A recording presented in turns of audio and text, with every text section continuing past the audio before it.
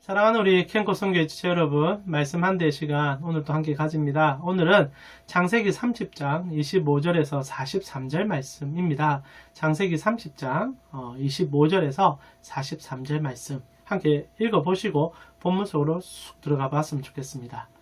다 읽어보셨습니까? 혹시 전도서라는 성경 읽어보셨습니까? 제 기억으로 여러분과 제가 말씀을 함께 나눈 지가 제법 긴 시간이 되어 가는데 첫 해에 이 전도서를 가지고 제가 주제 설교를 한번 했던 적이 있습니다. 전도서 같은 주제를 갖고 있는지를 한번 나눈 적이 있어요. 그때 이제 전도자라는 것이 이제 원어로는 코헬렛이라는 인물이고 단순히 도를 전하는 사람이 아닌 언변가, 연설가, 그리고 지혜를 전수해주는 사람 으로 아마 설교하면서 실제로 전도서의 기록으로 따라 볼 때 솔로몬 왕이 아니었을까, 왕으로 묘사가 되어 있고요, 모든 것을 가진 사람으로 묘사가 되어 있는 걸 볼 때 솔로몬입니다 라고 예측을 했던 적이 있었습니다. 그러나 많은 사람들이 전도서를 읽고 나면 힘을 얻기보다는 맥이 좀 빠진다는 얘기 참 많이 해요. 이유는 그 주제가 허무한 세상에 대한 너무 적나라함을 보여주기 때문이죠. 전도서는 참 많은 반복 구절이 있습니다. 그 중에 대표적인 반복 구절이 헛되고 헛되니 헛되고 헛되도다 라는 얘기를 전도서 계속 반복하죠. 그래서 인생에 너무 적나라한 헛됨을 많이 보여주기 때문에 사람들이 이 책을 없애려고 한 적도 있었어요. 그러나 중요한 것은 요즘 저희 가온교회에서 저녁 묵상으로 이 전도서를 계속 나누고 있습니다. 그런데 그 과정 속에 제가 새롭게 좀 발견하는 것은 전도자가 말하는 헛됨이라는 것은 가치 없는, 그리고 세상 속에서 필요 없는 그런 가치의 얘기가 아닌 것 같아요. 전도자가 하고 싶은 이 헛된 것이라는 것은 사람들이 추구하는 집착에 대한 얘기인 것을 발견하고 있습니다.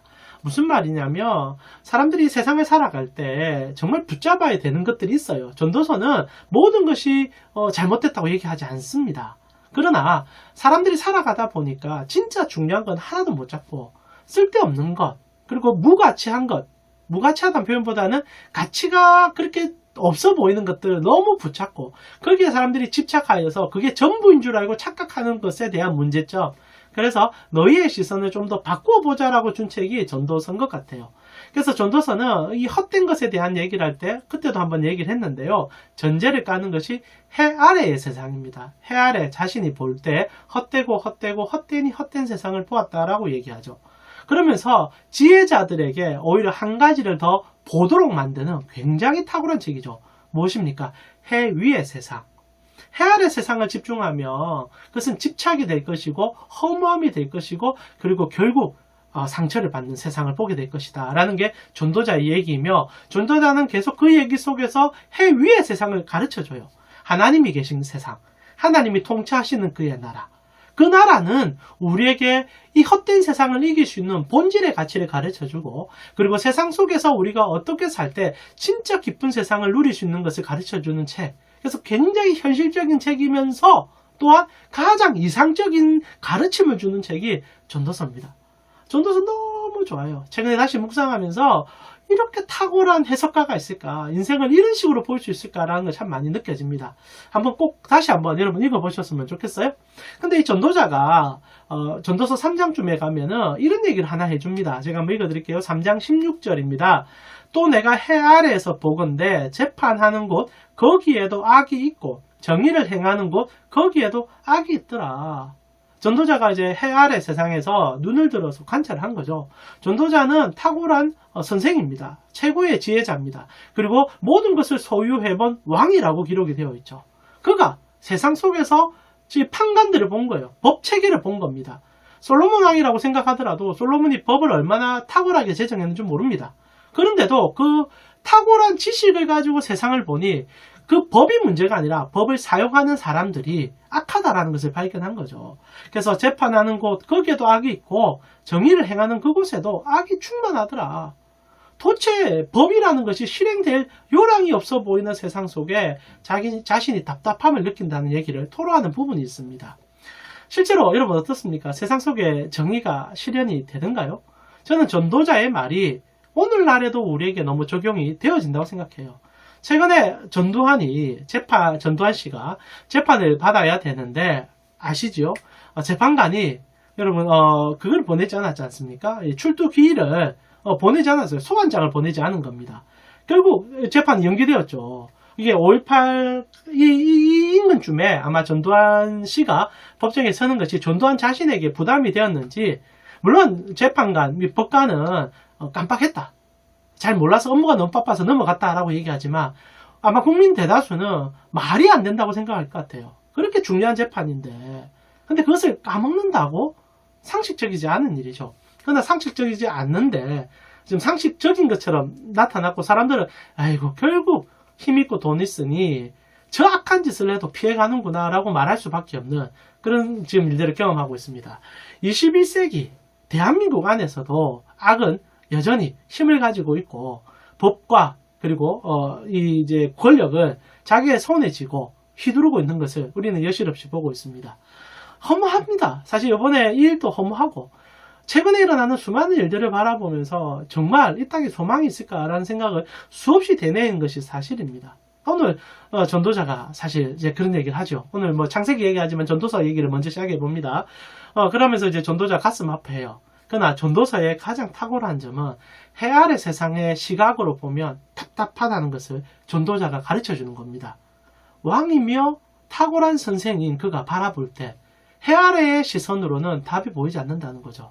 그러면서 전도사는 자연스럽게 해 위의 것을 요청하게 됩니다. 우리는 제대로 심판할 수 없다. 우리는 법을 갖고 있어도 그 법대로 행할 수가 없다. 근데 그가 무엇을 보느냐? 그런데 진짜 판관이 있더라.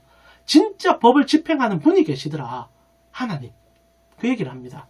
17절부터 3장 17절부터 18절에 보니까 내가 내 마음속으로 이르기를 의인과 악인을 하나님이 심판하시리니 이는 모든 소망하는 일과 모든 행사의 때가 있음이라 하였으며, 내가 내 마음속으로 이르기를 인생들의 일에 대하여 하나님이 그들을 시험하시리니 그들이 자기가 짐승과 다름없는 줄을 깨닫게 하려 하심이라 라고 전도자가 얘기합니다. 이거 굉장히 중요한데요. 지금 전도자가 솔로몬 왕이라고 생각해 보더라도 법을 제정했던 인물이고 그 법 위에 군림할 수 있는 왕인데, 그도 이 사법체계 안에서의 한계성을 본 거죠. 그런데 그가 역사의 흐름 속에서, 전도자는, 이 솔로몬은 우리와 사고 자체가 틀릴 겁니다. 성경은 가장 지혜의 보고라고 얘기하는 인물이 솔로몬 아닙니까? 그가 자기 평생의 지혜를 가지고 보게 된 것이 무엇이냐? 역사 속에 흐르는 하나님의 심판이었다는 거예요. 부정할 수 없는 심판. 분명히 자기 눈앞엔 지금 악이 횡행하는 걸 봅니다. 자기가 손으로 세운 판관이 돈 먹고 나쁜 짓을 하고, 자기가 만든 법이 사람들 속에서 어떻게 약자를 괴롭힐 수 있는지를 본 거예요. 그러면서 너무 답답한데 본인이 하나님 앞에 다시 서서 하나님의 눈으로 세상을 보니까 역사의 긴 흐름 속에서 하나님은 언제나 공의를 행해 오셨다는 것을 캐쳐냅니다.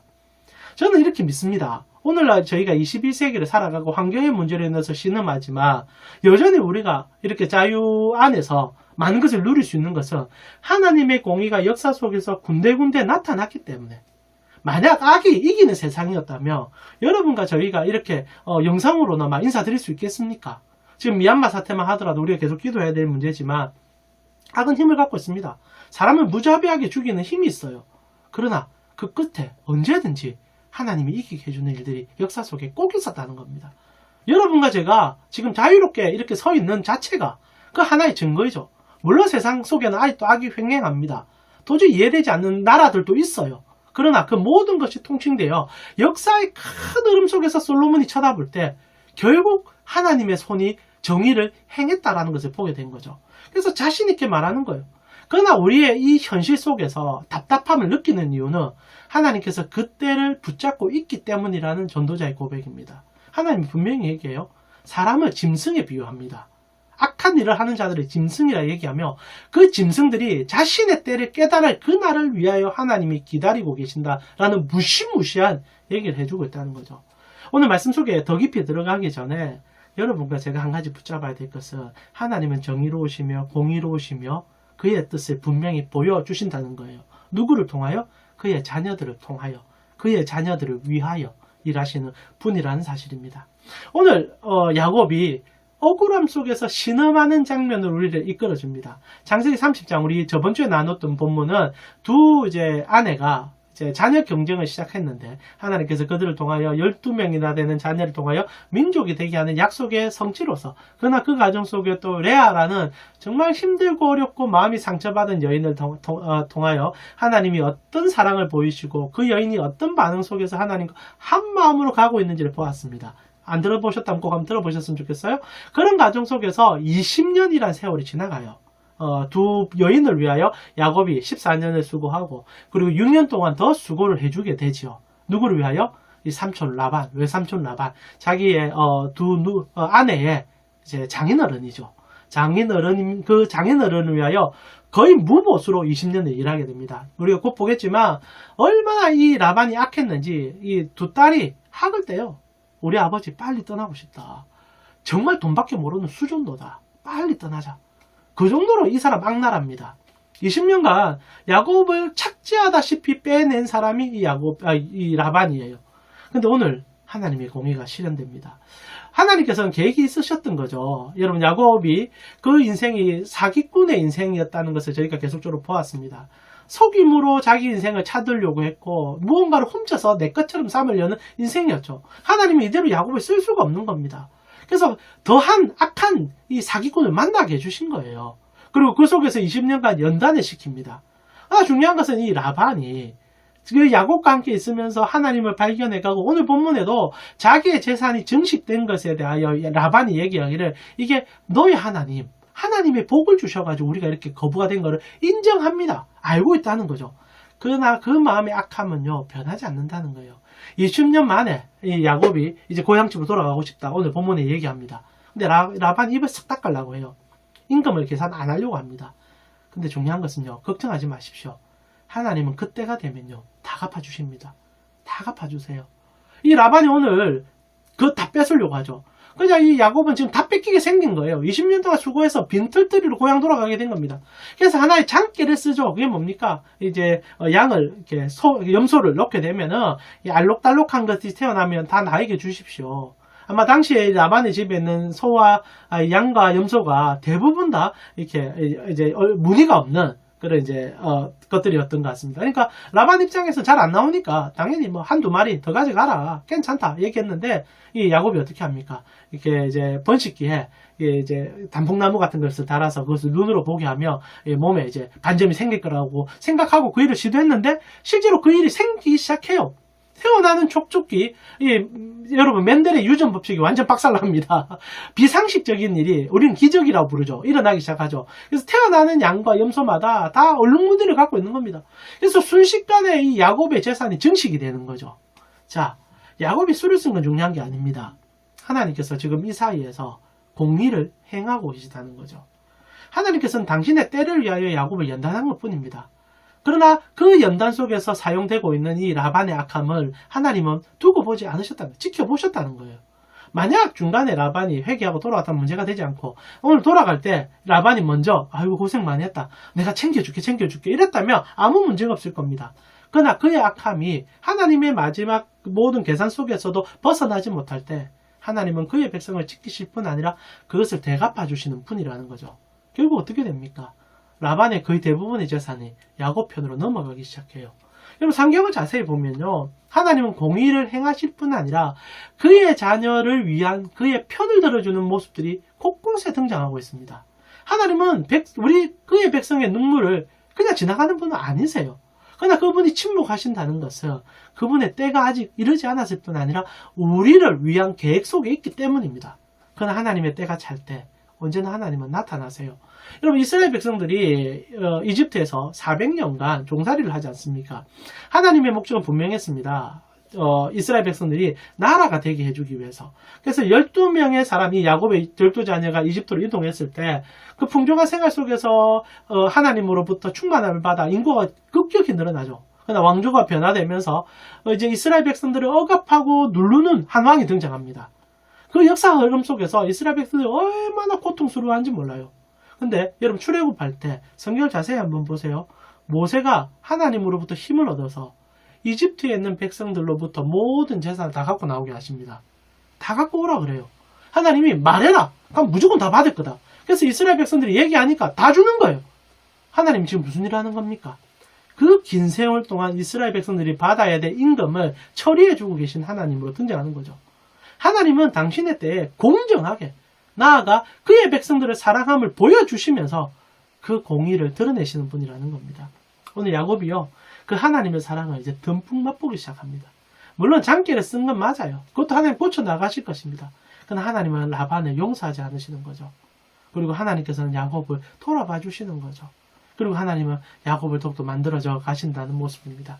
사랑하는 우리 캔고 선교의 지체 여러분, 오늘 본문 속에서 우리가 하나님의 그 뜨거운 공의를 보았으면 좋겠어요. 뜨거운 공의. 공의라는 것은 냉정합니다. 칼같이 자르는 것을 얘기하죠. 근데 하나님의 공의는 뜨거워요.